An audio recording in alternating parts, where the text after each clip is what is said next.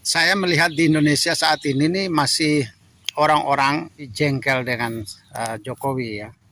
Salah satu kejengkelan mereka adalah soal munculnya Gibran sebagai Wapres di Indonesia yang ditengarai oleh mereka bahwa Jokowi lah yang punya ulah. Seolah-olah bahwa Jokowi berada di balik keputusan MK nomor 90 sehingga meloloskan Gibran bisa dijadikan cawapres lagi atau calon lagi. Karena sebelumnya itu kan batas usia minimal 40. Ketika ada perubahan itu lalu seorang cawapres atau capres di Indonesia boleh di bawah 40 asalkan dia memenuhi persyaratan yaitu wali kota atau pokoknya kepala daerah lah. Waktu itu Gibran termasuk salah satu yang memenuhi syarat. Persoalannya adalah tidak ada orang lain yang mendaftar pada waktu itu. Tentu saja di Indonesia kan banyak juga orang yang usianya segitu dan sudah pernah menjabat sebagai wali kota atau bupati atau gubernur ya. Tetapi mereka tidak mendaftar. Nah, kalau mereka mendaftar mungkin lain lagi ya. Mungkin tuduhan kepada Pak Jokowi menjadi makin berkurang ya. Karena toh ada orang lain yang membolehkan, ada orang lain juga mendaftar. Nah, hanya persoalannya bahwa orang sudah tidak melihat lagi dari segi perubahan undang-undang itu tidak ada pencantuman nama Gibran secara eksplisit ya. Tetapi orang menganggap itu untuk Gibran. Ini dari segi redaksi secara konstitusional menjadi tidak pas ya. Kalau itu disalahkan kepada Gibran ya.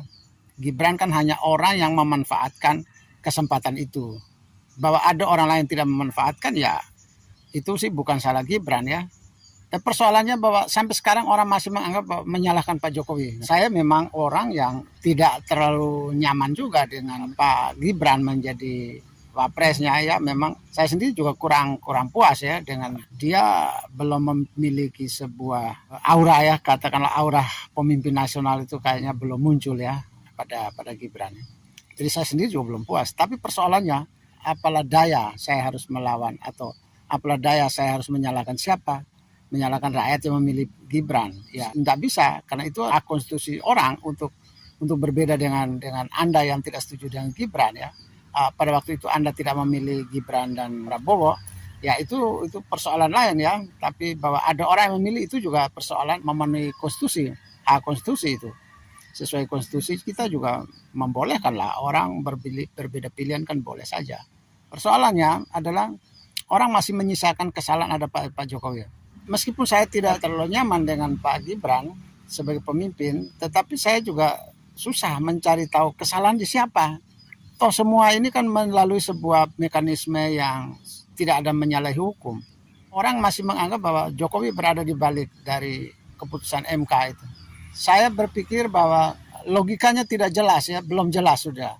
Hanya mengatakan bahwa saat itu presiden adalah ayah dari Gibran. Yang kedua, dia sedang berkuasa menjadi presiden. Pamannya Gibran kan adalah seorang ketua MK pada waktu itu ya. Hanya persoalannya kita tidak bisa menghubungkan, tidak bisa membuktikan itu. Itu semua misalnya pamannya, terus ada bapaknya, terus ada presiden Jokowi sebagai presiden ya, itu kita bisa membuktikan itu sebagai sebuah indikasi bahwa ada pelanggaran. Ya tidak mungkin lah, sulit lah. Itu kan sebuah fakta sosial lah, fakta jabatan seseorang. Yang paling penting itu bukan soal jabatannya, tapi apakah dia membuktikan, terbukti atau tidak dia melakukan sebuah cawe-cawe atau sebuah konspirasi ya.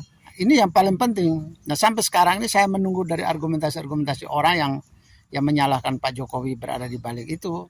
Saya belum menemukan ada argumentasi yang menunjukkan bahwa ada bukti keterlibatan Pak Jokowi. Bukti misalnya dia punya KTP, dia punya surat, dia punya SMS, dia punya telepon, atau dia punya pertemuan dengan rekaman videonya yang membicarakan tentang peluang untuk mengubah undang-undang itu.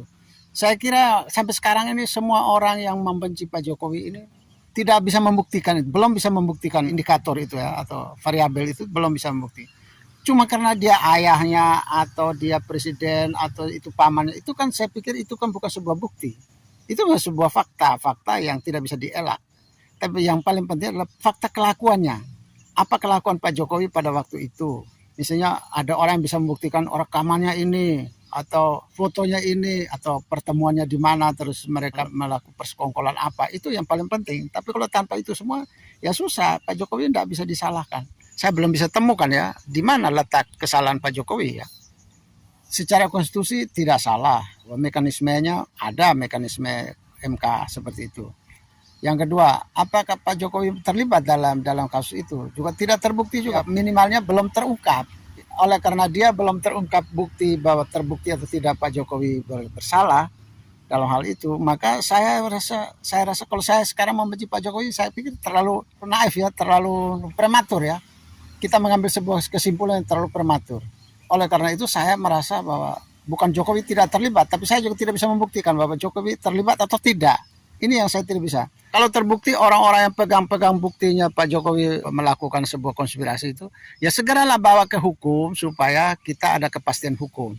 Kalau sudah ada kepastian ya oke lah kita ambil sikap rame-rame. Termasuk saya juga akan mengambil sikap juga untuk tidak suka pada Pak Jokowi atau menyalahkan Pak Jokowi pada waktu itu. Jadi saya hanya bisa kalau pertama harus melalui sebuah keputusan hukum. Jadi orang yang pegang bukti Jokowi bersalah itu dia harus mengajukan ke hukum supaya keputusan hukum itulah yang akan mempengaruhi sikap kita semua, sikap bangsa ini. Kalau cuma omong di luar saja lalu tidak membawa ke pengadilan dan juga tidak ada bukti-bukti apa-apa ya itu kan namanya kan kita cuma menggerutu saja. Menggerutu ini bisa saja menggerutu yang tidak berdasar atau menggerutu karena iri hati juga bisa. Karena yang cawe-cawe di Indonesia ini sebenarnya banyak sekali ya orang-orang yang bercawe-cawe kepada keluarga, kepada istri, anak semua bisa banyak. Termasuk Ibu Megawati yang sejak semula mengawali Puan sampai sekarang bahkan punya keinginan juga untuk menjadi capres segala, cuman persoalan elektabilitasnya kan cukup rendah ya, seperti AHY dicawe-cawe atau dimajukan oleh Pak SBY dan lain-lain, banyak lah yang kayak gitu. Kebetulan saja Pak Jokowi punya anak ini, apakah kalau Pak Jokowi cawe-cawe betul tidak saya juga tidak tahu, kita juga tidak tahu persis ya karena tidak ada buktinya ya. Tapi kebetulan Pak Jokowi ini yang sukses, anaknya yang sukses dibanding anak-anak orang lain. Sukses berpolitik ini akhirnya kan orang kan menjadi tidak suka. Tapi coba kalau orang lain juga lakukan seperti itu sukses ya saya kira mereka juga diam juga. Misalnya kalau Puan sekarang jadi presiden atau wakil presiden ya saya kira juga orang juga atau PDIP paling tidak juga diam juga untuk tidak mengatakan bahwa itu adalah cawe-cawe atau anaknya Megawati gitu loh. Itu tidak juga, atau SBY kalau sampai Pak AHY jadi presiden juga saya kira juga orang juga tidak akan seperti itu, tidak akan mengungkit-ungkit, tidak akan menyalahkan Pak SBY. Ya saya kira kasus ini menunjukkan bahwa sebenarnya boleh dibilang secara hukum Pak Jokowi belum terbukti, minimalnya belum terbukti ya, belum terbukti bersalah. Kita semua belum punya bukti bahwa Jokowi bersalah di situ. Hanya persoalannya adalah dialah yang mengantarkan anaknya sukses. Antar dia mengantar, tidak mengantar tidak jadi masalah. Tapi yang paling penting secara politis kan tidak begitu. Secara politis kan kita lihat seperti pengakuan dari kubu-kubunya Prabowo atau kubu Kim, koalisi Indonesia Maju misalnya, mereka sudah mengakui bahwa mereka lah yang membutuhkan Gibran sebenarnya, bukan Jokowi. Kebencian terhadap Pak Jokowi dan menuduh Pak Jokowi yang berada di balik dari kemulusan Pak Gibran sebagai Wapres ini saya kira belum berdasar ya, belum ada sebuah alasan yang logis, belum membuktikan keterlibatan Pak Jokowi di sini. Masih berupa fitnah, masih berupa hoax. Kalau sudah terbukti ya oke lah kita akan buat sikap. Dan begini ya, orang-orang yang bersikap mempercayai bahwa itu Jokowi bersalah dalam hal ini ya hargai juga lah orang lain yang tidak mendukung, ya, yang berpendapat berbeda. Hargai juga, enggak usah marah-marah. Nggak usah jengkel dengan orang yang tidak menyalahkan Pak Jokowi ini, nggak usah jengkel. Ya semua orang punya hak berpikir, hak berpendapat, hak bersikap ya.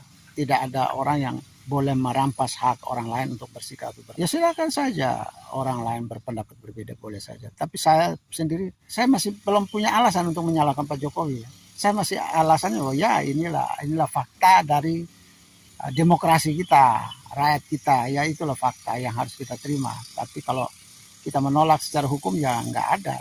Ya silakan saja bagi yang sudah memegang alasan hukumnya, bukti hukumnya silakan bawa ke hukum supaya kita rame-rame kita punya sikap lah gitu ya. Tapi saya berpikir ya sudahlah. Saya dihibur oleh begini aja. Memang Gibran ini orang yang belum punya pengalaman dengan dunia politik nasional misalnya. Dia orang pendatang baru dalam dunia politik Indonesia, tapi sudahlah. Pendatang baru artinya orang belum punya pengalaman, artinya dia belum punya pengalaman juga dalam hal KKN, korupsi, kolusi, nepotisme. Jadi dia belum punya pengalaman juga sekaligus ya. Jadi dia belum punya pengalaman yang positif, tapi dia sekaligus dia belum punya pengalaman negatif juga. Untuk kong kali kong KKN itu kan dia belum punya pengalaman. Itu sisi-sisi baiknya yang harus kita nikmati ya. Kita nikmati dari sisi positifnya. Jadi dia kalau mau ber-KKN ya akan ketahuan dan mudah ketahuan orang lain. Ya, tapi kalau dia sudah berpengalaman dan canggih, wah kita nanti susah tahu bahwa ini orang KKN, tahu-tahu kok sudah hilang banyak uang kita, uang negara kita sudah hilang banyak. Nah itu atau tahu dia sudah memasukkan banyak orang menjadi pejabat di sana yang tanpa kompetensi yang bagus. Nah itu KKN. Pak Gibran ini saya berpikir ya sudahlah. Saya alasan hukum dia ada, alasan hukum saya untuk membenci dia atau membenci Pak Jokowi. Dan saya juga tidak punya bukti yang cukup. Dan yang berikut lagi, saya berpikir di antara semua calon-calon yang berpengalaman, calon yang tidak berpengalaman adalah Pak Gibran. Nah, di Indonesia ini pengalamannya ada dua, satu pengalaman positif, satu pengalaman negatif. Pengalaman positif itu bagaimana membangun, bagaimana berorganisasi, bagaimana bermanajemen, bagaimana membuat kebijakan publik macam-macam itu kan semua itu kan ada pengalamannya. Tapi sekaligus orang yang punya pengalaman dia bidang itu dia juga punya pengalaman dengan KKN, pelaku KKN. Bagaimana cara bermain, bagaimana cara ber-KKN di sana dia sudah tahu. Nah, Gibran ini belum punya pengalaman positif, oke lah dia sekaligus juga kita nikmati dia dari segi pengalaman negatifnya belum ada. Jadi kalau kita bilang orang ini nol dari segi pengalaman positif, ya dia juga nol dari segi pengalaman negatif. Kalaupun dia tidak bisa berbuat banyak dalam hal yang baik, ya sudahlah. Kita menikmati dia dari segi dia tidak bisa berkutik dalam hal berbuat yang kejahatan di Indonesia. Oke, selamat berdemokrasi, selamat menerima kondisi politik yang tidak bisa menerima. Saya harap menunjukkan bukti dan bawa ke pengadilan ya. Terima kasih.